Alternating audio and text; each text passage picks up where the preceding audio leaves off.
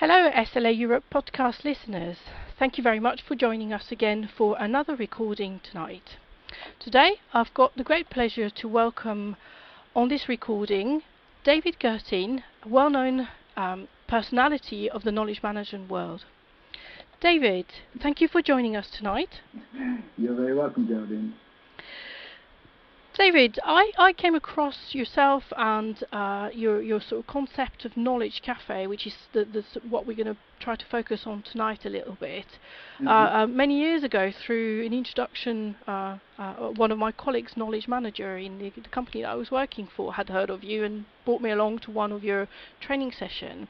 Okay. And I was quite fascinated by the whole concept, but also with the connection with sort of knowledge management. And I know many of us come to knowledge management in different ways. Can you tell us a little bit about your background and how you ended up sort of being active in that area? Yeah, okay. My background, I've got a degree in physics, and I spent most of my corporate life up until 1993 as a professional software development manager. And my last job was with Lotus Development. I had a wonderful title. My job title was International Czar, and the job was to make sure all the software products were designed for the international marketplace. Now, one of those products I worked with was Lotus Notes, which was really one of the first collaborative development platforms. And when I left Lotus in 1993, which I just realized is almost 20 years ago now, and started to work for myself, I started to work as a Lotus Notes consultant. And all the problems and all the issues that I faced were not so much technology ones, they were all to do with the people and people's attitudes and people's thinking around knowledge sharing. And come 1995, just a few years later, the World Wide Web came onto the scene, corporate intranets, and sort of with it, knowledge management, because now for the first time, or large organizations who start to share information and knowledge through their corporate internets around the world. And again, all the issues were not technology. There were technology issues, but most of the issues were people issues, were cultural issues. And for whatever strange reason, I grew less and less interested in the technology side, and although I've still got those technology roots, and a lot more interested in the people and cultural side. And that's what kind of really brought me to KM, and I guess sort of probably pretty much for the last 10 years, since the year 2000 or thereabouts, I've been pretty much focused on knowledge management and more on my knowledge cafes and less on the technology. Well, thank you for this background. It's quite an interesting sort of route journey from sort of quite a core science into IT and then into the sort of people side. And I would say that I agree with you. Often the technology solution and as they get more and more sophisticated tend to make us forget that beyond the technologies there are people, and they also need to be looked after, certainly to embrace change. You mentioned moving into knowledge cafes. Can you briefly describe for our listeners a bit more what this is about? I mean, the knowledge cafe at one level is an extremely simple process for bringing people together to have open conversations on a topic of mutual interest. But there are a few key things about it. I think the few things to say is that what it's not about. A cafe is not about having a conversation to make decisions, to gain consensus, to capture anything, to make plans, or to try to manipulate people in any way. I'm really trying to have the sort of conversation that you might have in a cafe or a pub.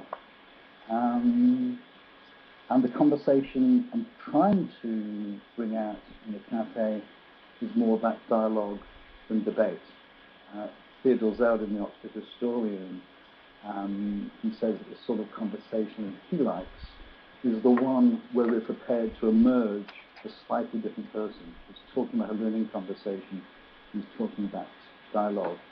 And so often in my corporate life, the dominant style of conversation was debate, where the aim is is very different. The aim is to sort of intellectually defeat your opponent. In debate, you can only have a winner and a loser. In dialogue, you're looking for a third way. You're looking to cooperate. You're looking to learn from each other. So the essence of a cafe is about having that. Is about having a conversation that's fundamentally about dialogue, and the outcomes are really just what people take away in their heads. Make sense? This big emphasis on conversation, I mean, in the world of emails, Twitter and all of these sort of things, how do you think it applies in the business world? Because often people now, haven't got time to talk to people in corridor. They're moving on. They're sending memos still or emails. Or how do you introduce that concept in a more sort of business environment? There's a gentleman called David Weinberger back in the book The Clue Train Manifesto about 10 years ago, where he said as knowledge workers our job was to have interesting conversations. And I think if you stop and think about it, you could argue that face-to-face conversation is not only one of our more powerful learning tools, it's also a very powerful knowledge management tool. Because everything that we do as knowledge workers revolves around face-to-face conversation. Okay, we do a lot of communication by email, instant messaging and what have you. But when you look at what we're doing every day, we need to discuss and understand the world around us. We need to agree the problems and challenges we face. We need to discuss and agree courses of action and plans. We need to agree how we're going to work together. And then we need to work together, collaborate on a day-to-day basis. And I think that the face-to-face conversation plays a major role in that.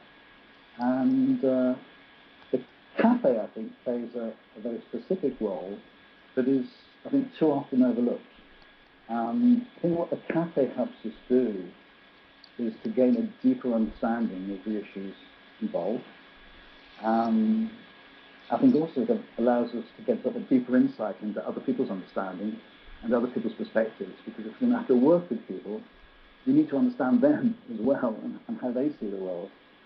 When you articulate something, and somebody asks you a question and you articulate it, you get a better appreciation of your own point of view and maybe your own depth of understanding or lack of it. And clearly when you're having a face-to-face conversation, by and large, you're actually improving relationships.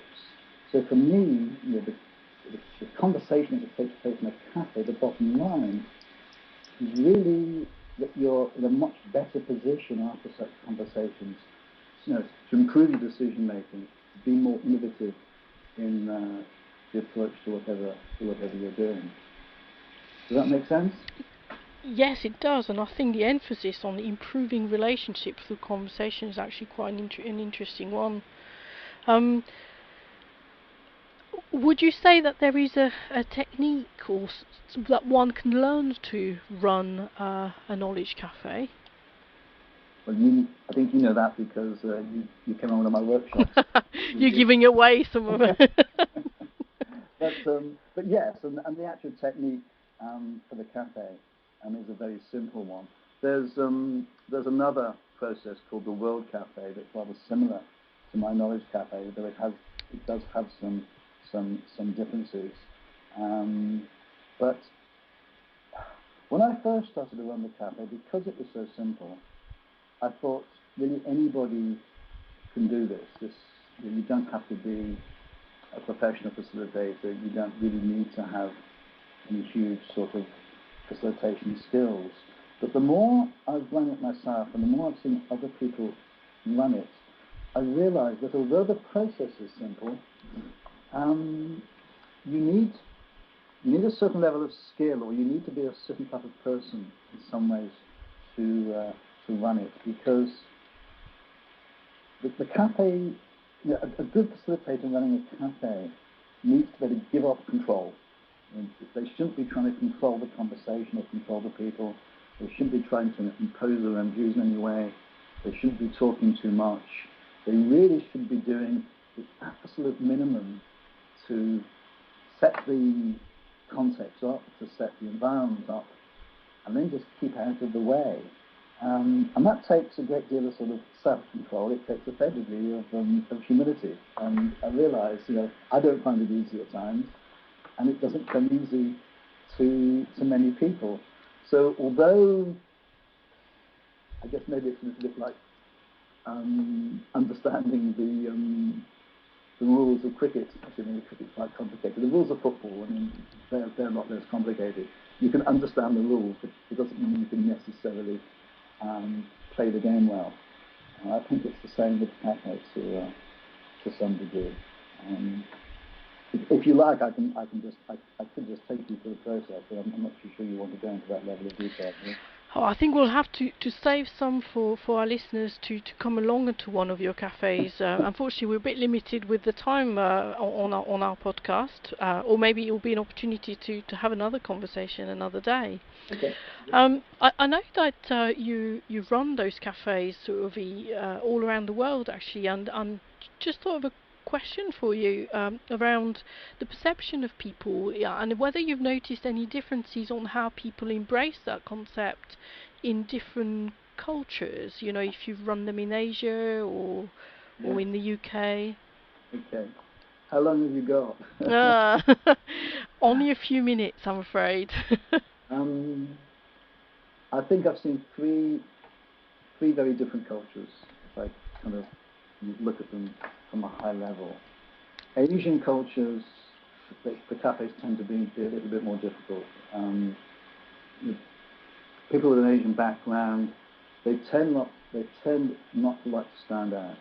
So if I put people together at a table, so I've got 4 people at a table, they're speaking their own language, there's no hierarchy at the table, they will have a great conversation. If that works anywhere in the world, in my experience. Get them to have to stand up in a larger group and talk or say anything. In a lot of Asian countries, they'd rather die than do that. So I've got a lot of stories from Asia as to just interesting things that are happening with the cafe. And then probably North America and Europe, people engage pretty well. People don't have so much of a problem standing up in a large group and talking. But the one country that really stood out for me, and I've only run one cafe there, and that's India. And what amazed me when I did the cafe there is that everybody wanted to talk at once, and they talked at once, and they self-controlled the conversation, so they didn't talk over each other too much. There was just an amazing energy in the conversation, and so I've only done it for once in India, so I'm not too sure what I can extrapolate from that, but I just got this feeling that Indians really do love to have very energetic, very engaging conversations. So yes, there are different, the conversations run differently in different cultures, and the cafes run very differently in different cultures. So you spoke about sort of running cafes in Asia. I mean, do you run them in the UK as well, or in Europe? And if so, when can people meet you? I've run the cafes all over the world, one way or the other. There's various ways I actually run them. I do free ones for my sort of Gurteen knowledge community in London 3 or 4 times a year, but anyone can come along to those. So that's one thing I do. When I go to other countries, I will try to find somebody who would be prepared to host the cafe. And I'll run free open cafes in other countries, other cities, if people are prepared to host them.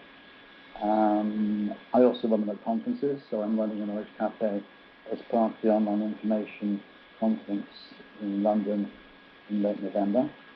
And then the other thing that I do, and I'm doing this in the UK, I'm doing it in London, but I do them around the world as well. I actually run knowledge cafe workshops where I teach people not just how to run the cafe, but how to adapt them for different business purposes. And I ran one that was very successful in London in September. My next one's in London on December the 13th. But if people are interested in any of that, they'll find some links on my homepage. Top right-hand corner of my homepage, www.gurteen.com. You'll find links to those events. Excellent. Certainly the one online I know might be of interest to SLA Europe listeners, because I know that many members, even from across Europe, actually treat online a little bit like our European conference, and there's an opportunity for us to come together. So I've got a number of colleagues that will be attending as well. David, I'm afraid we're kind of running out of time for tonight. Okay. No problem. But it's been brilliant talking to you and sharing with you a little bit more about this concept of Knowledge Cafe and the importance of face-to-face communication and conversation in business, but day-to-day relationships as well. And thank you for accepting to be our guest for tonight's SLA Europe podcast. You're very welcome. I've very much enjoyed it. It wasn't as painful as I thought it might be. We will post this recording on our SLA Europe website, and we will add there a link to your website as well, so that listeners can find more information if they want to. And on this, I say good night to all our listeners, and good night to you, David. Okay, thank you, Geraldine.